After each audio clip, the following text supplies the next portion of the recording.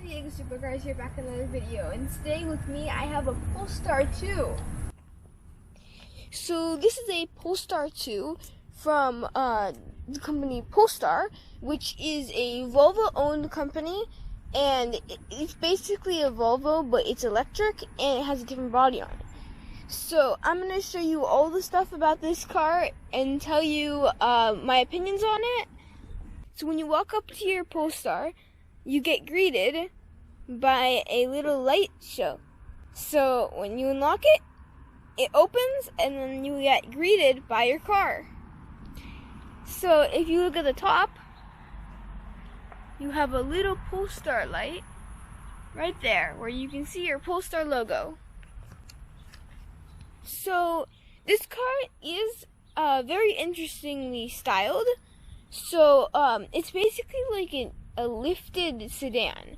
So it's meant to be like sort of adventure focused. I don't want to say off-road because it's not really like that. But it's like a lifted SUV, you can see. And yeah. So if you look at the car, you will notice that the only place that it actually says Polestar is in the lights and over here. So you get your Polestar star logo in the front, like on the hood, and on the back, but it doesn't actually say Polestar anywhere. So you sort of need to know what the car is. So on the first generation models of this car, it actually did not have this sticker, and so you could not figure out what a car it actually was unless you knew. So when you open the door to get in the car, you get greeted by this nice sound. So this car actually does not have a start and stop button. Instead, it's just judged by whether you're in the car or not. So as soon as you get in the car, it turns on, and it has that welcome sound. The interior of this is very interestingly designed. You have a massive center console over here, leading up to this screen right here, that if you compare it to the Tesla Model 3, which is its direct competitor, it's kind of small, actually. And I honestly don't really like this car. The seats are made out of fabric, not leather, not even fake leather. So, it makes them have staying easier and a lot of that. And the build quality of this car just isn't the best. But, I mean, if it's competing with Tesla, Tesla doesn't have the best build quality either. So, if you come down here to the center console area,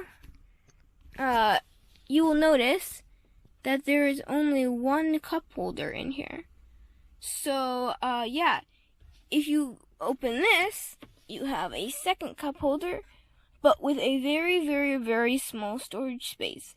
And that storage space gets totally taken away when you have the second cup holder in here, which is really disappointing that you only have one or possibly two cup holders and no storage space.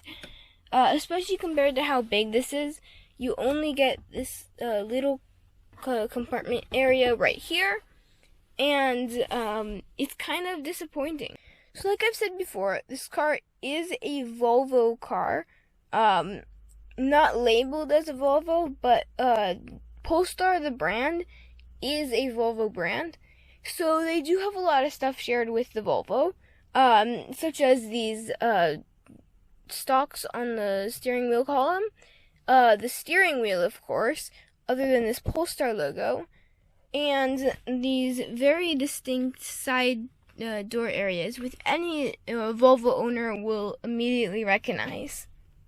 So if you look at here, you have your screen. So this screen, similar to the Tesla, actually lets you control everything. So there's a lot of swiping involved with this screen.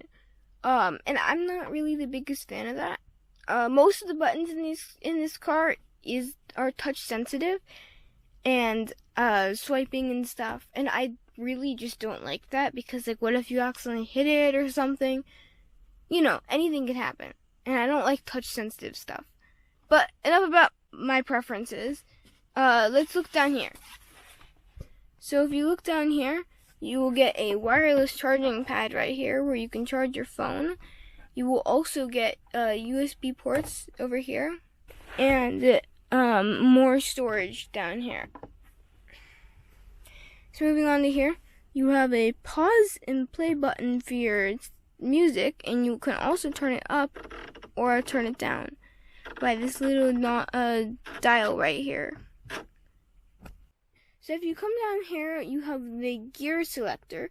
So with this, you can select different gears, of course, park, reverse, neutral, and drive. Because it's electric, and it doesn't have several gears. It just has the reverse, neutral, and drive. But you sort of have to have that. But it only has one gear.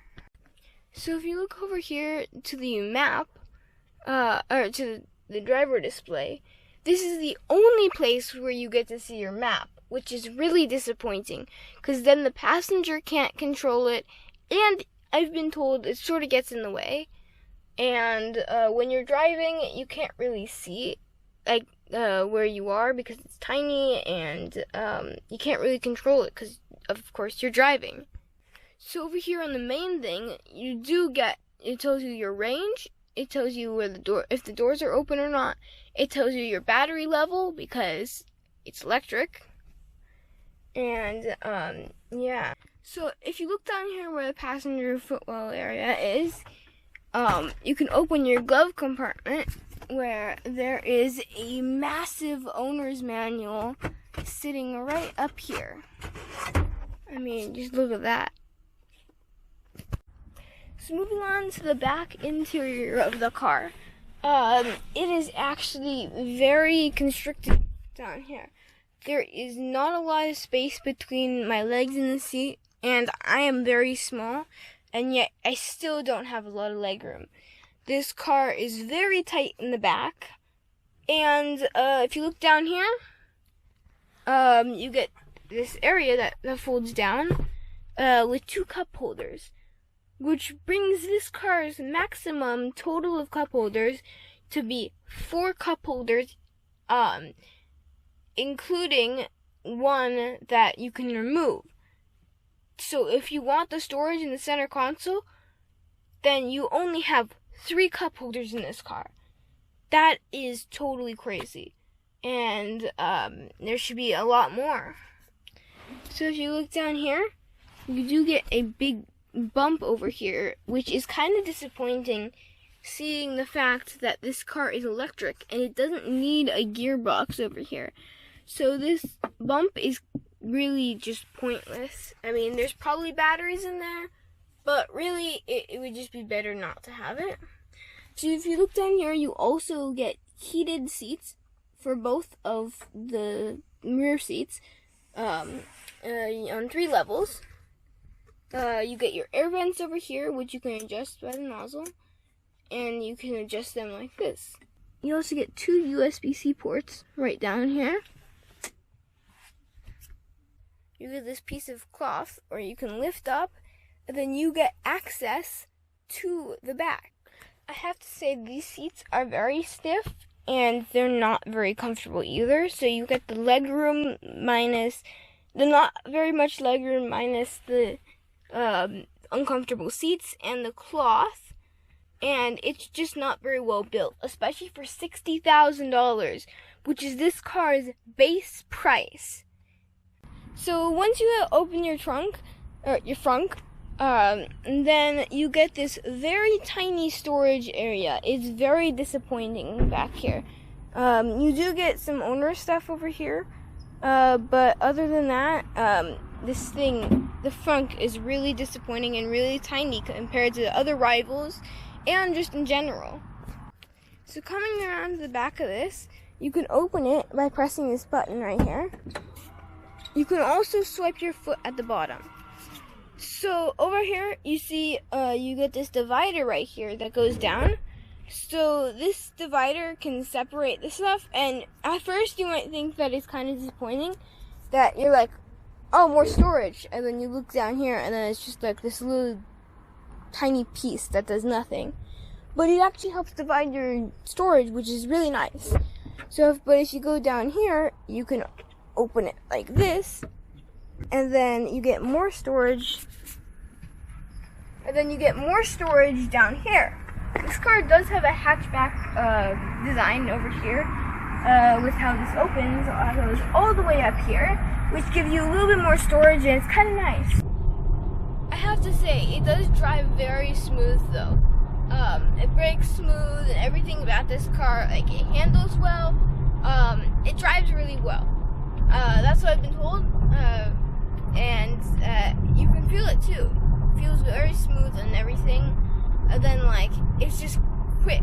You just hit the throttle and it just goes. Oh my god. So I am just going to mention really quickly that this car is a rental car, or not really rental, but it's a courtesy car, that's what Ford called it, for our Mach-E, which is currently being serviced. And this is sort of like the bottom line type, like Polstar, but it is a dual motor. So to charge your Polestar 2, you just take your charger and you push right here on this panel. So once this panel is open, then you can just plug this into here, just like that, and then your Polestar will automatically start charging, and you can see that on the screen. But also, so when you want to unplug your Polestar, it actually has a feature where it won't let you because it has a lock. So you need to press this button right here, and then once you press that button, you can take your charger out, and then your Polestar is unplugged. And then close this, you just push back on here, and then it's closed. So here you have your Polestar 2 charger. You can see it right here, it's a fast charger, and yeah, it's just as simple as that. That's it for today. Bye!